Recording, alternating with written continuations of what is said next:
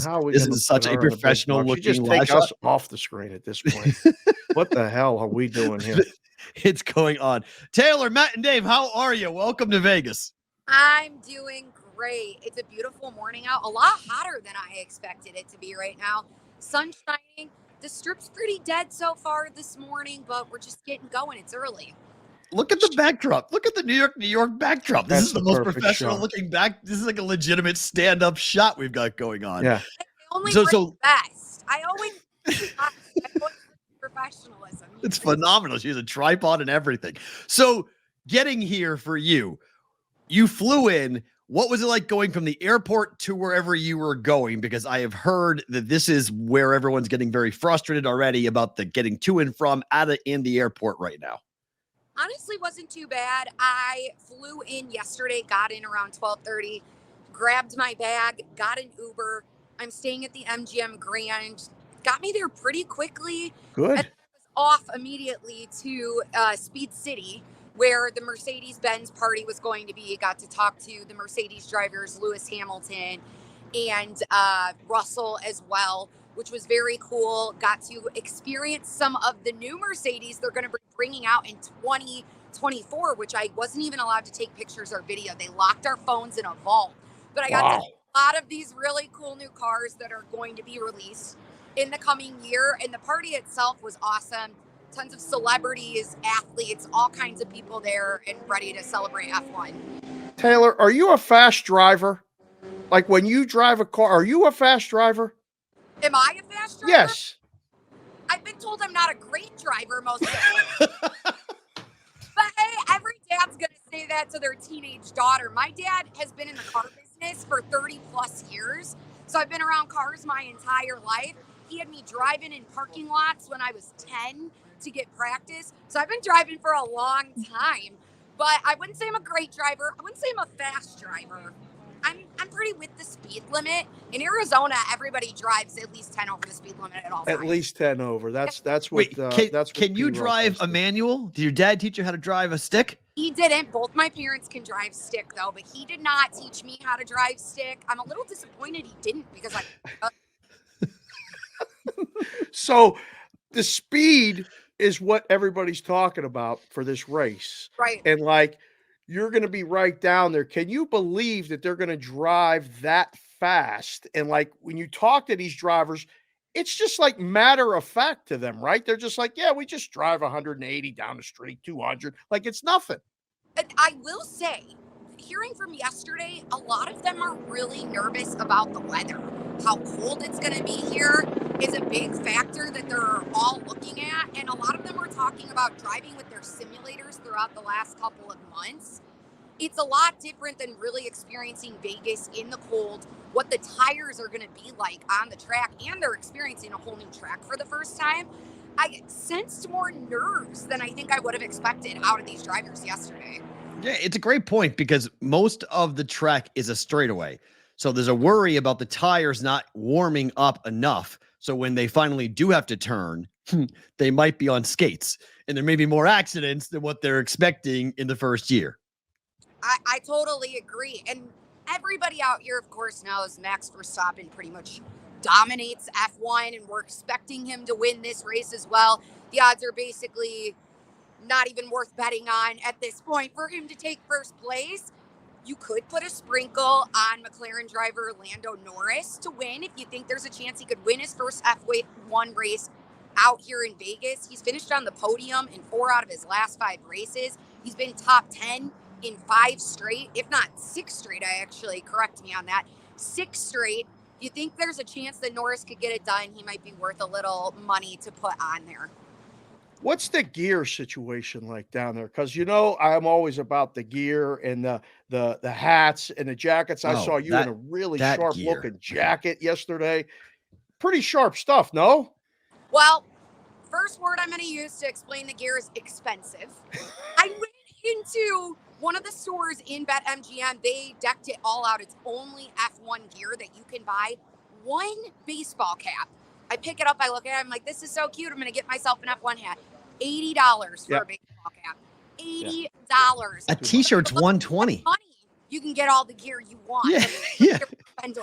that bright yellow T-shirt that's like the official T-shirt of F1's like $120. They've been selling it Crazy. It's like what are we doing? It's a T-shirt for $120. The F1 fans, I feel like if you're a fan of F1, if you're experienced in F1, a lot of those people, they've got a lot of money to spend. So yeah, for them, that money on that T-shirt is probably nothing. But for me, I'm looking at that baseball cap, and I was like, I can't spend $80 on a baseball cap. You can't do it. So you mentioned Verstappen and how everyone thinks he's going to win. He had the most controversial quote leading up to what's going to be the race events here. And he said that this is a show, not a race, that this is not so much about the best driver or about who's going to win, but about just being on the Vegas Strip with all the cameras, all the pictures and everything else. Are you hearing any more of that this is not going to be a great race? It's more about just being in Vegas and being on the Strip? So far, I've only talked to a few fans. A lot of them have the same token that you're kind of speaking to and Verstappen has spoke to. I think it's a little difficult for F1 to create havoc and gain more of a fan base here in the US. When you have one driver that's been so dominant throughout the sport, it makes it near impossible for anyone else to come away with a win. So I can understand his quote in a way of it being more of a show than a race with how dominant he's been in the sport. Hoping over time, maybe we see some of these other drivers step up to his level, but at this point, it doesn't really look like anybody can touch him. T, what's your schedule the rest of the week? Because practice Thursday, qualifying Friday, race Saturday night.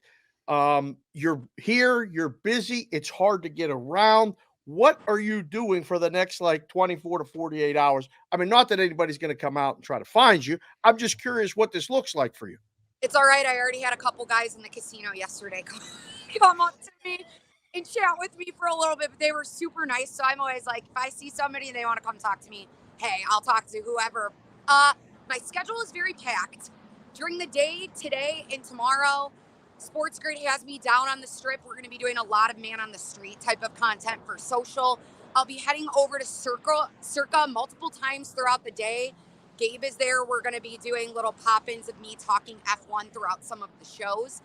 This week for the next 2 days, tonight I am going to the opening ceremony. I'll be there for SportsGrid. We're also going to do some live hits from the opening ceremony as well. Same with practice tomorrow.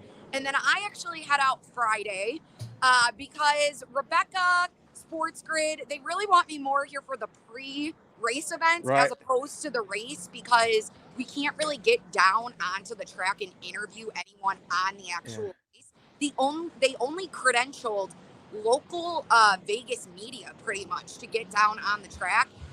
So it's kind of not worth it for me to actually be at the race, but I will be at every other event. My schedule's jam-packed. I'll be between the Strip, Circa, and all the F1 events throughout the week. Now, the road closure begins today. They will close the Strip down starting today.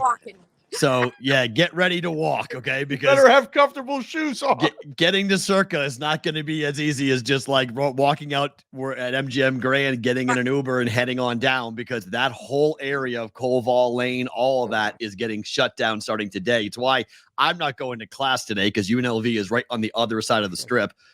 I'm not going to class. I canceled it already. I'm like, I'm not going anywhere near it. The weather is nice here. You mentioned there is a fear factor about the weather. What will you do if it rains? This is always you're going to be outside. It may rain tomorrow. It may rain on Friday. It may rain on Saturday. Well, how much are people talking rain? If it rains, we've got the yes! Right there.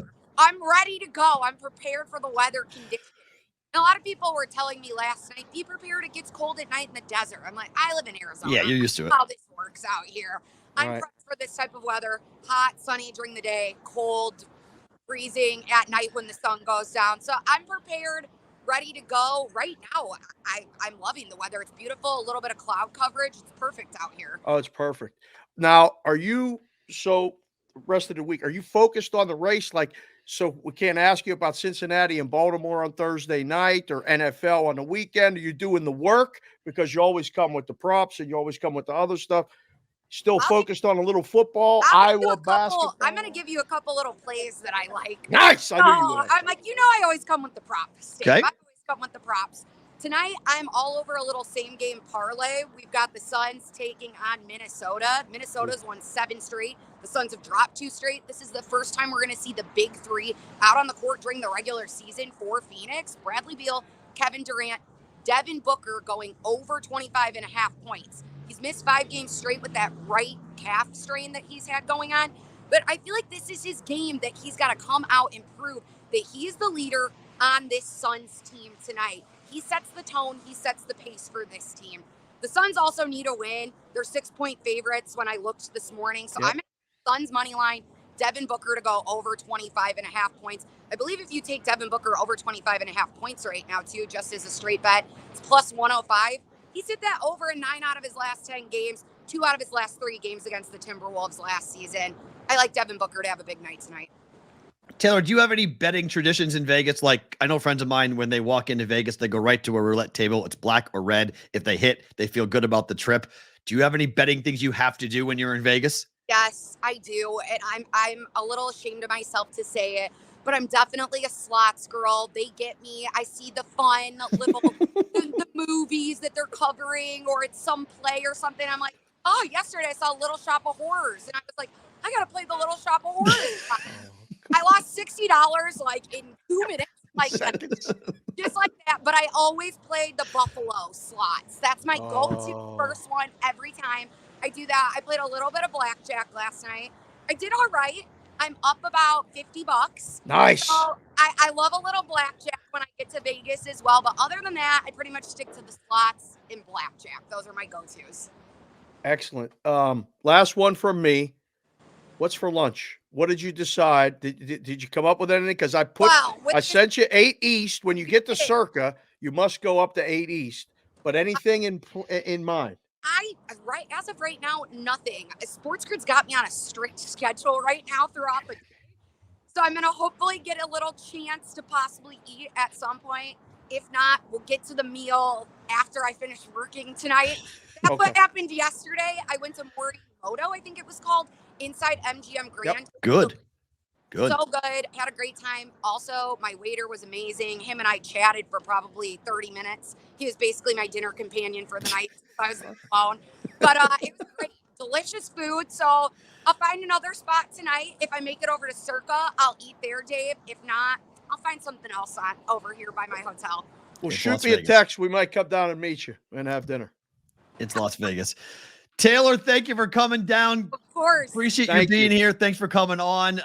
You may need the umbrella. Just saying. You just may want to keep that a little handy because it sounds like it's coming. So appreciate the time. We'll talk soon. All right. Thanks, guys. Taylor Mathis from SportsGrid joining us here on the Bostonian versus the Book.